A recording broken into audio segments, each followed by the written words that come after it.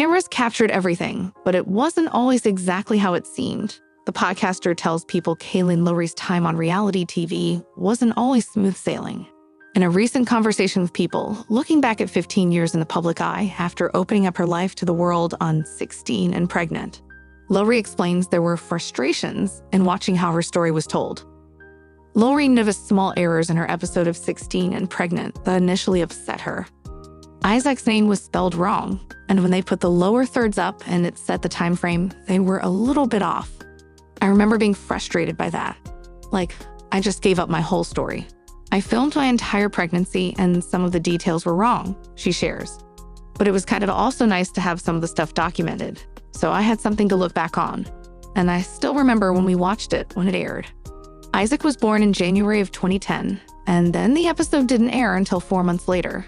And I remember being like, wow, is that me on TV? Is this national? I don't think that it fully had sunk in yet. Before Isaac's first birthday, Lowry had agreed to join the cast of Teen Mom 2. As the show started taking off, Lowry remembers feeling that she was being pigeonholed.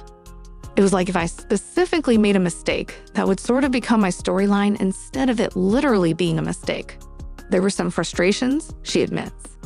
You have to remember that we were filming for weeks, and then it has to be edited down to just a few minutes.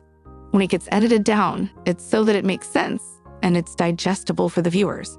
Nobody really prepared us for that aspect of it, and that was really frustrating at times for sure.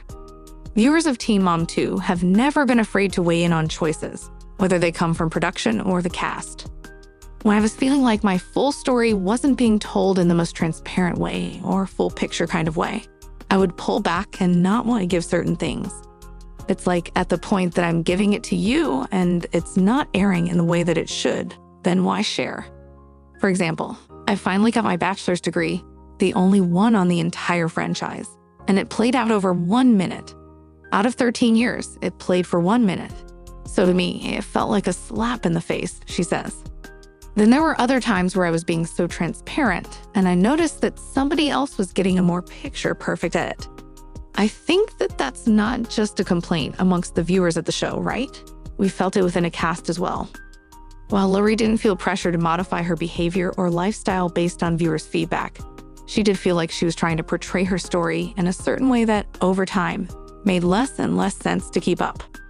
I think closer to the time that I decided to leave the franchise, it was more of like, I am making very calculated decisions and sharing only certain things or making myself available at certain times for certain reasons.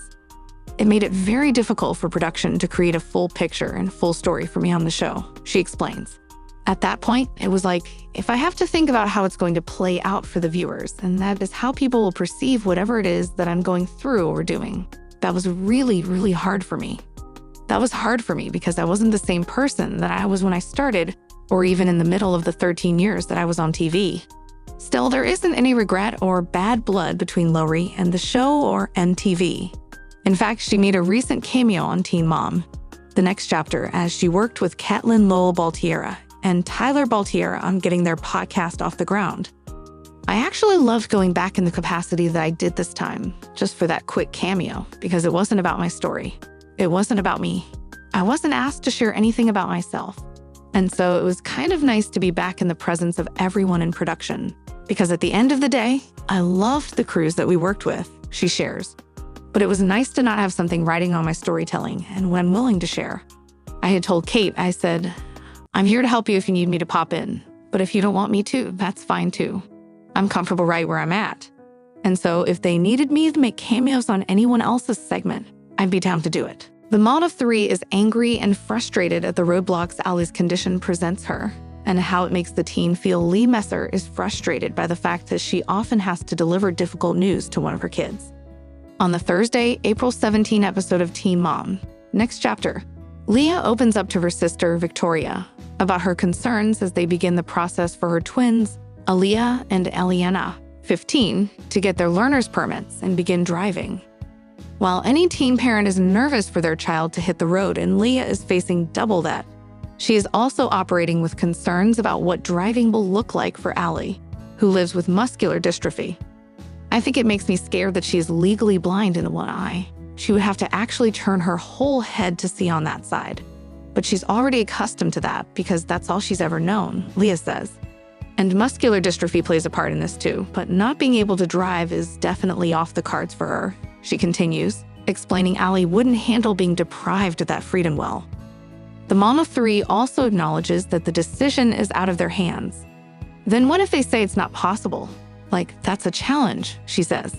I feel like I always have to be the one to drop the bombs. The reality on Allie, and that's not really saying much. It's Corey's personality. He's their dad, and maybe it's a dad thing. But I don't want her to look at me like I just don't believe in her more, Leah continues. I can shoot it straight, but I think it drives a wedge in my relationship with Allie too. So now I'm going to let the doctor deliver the news. I'm not saying anything. I'm not prepping her for anything.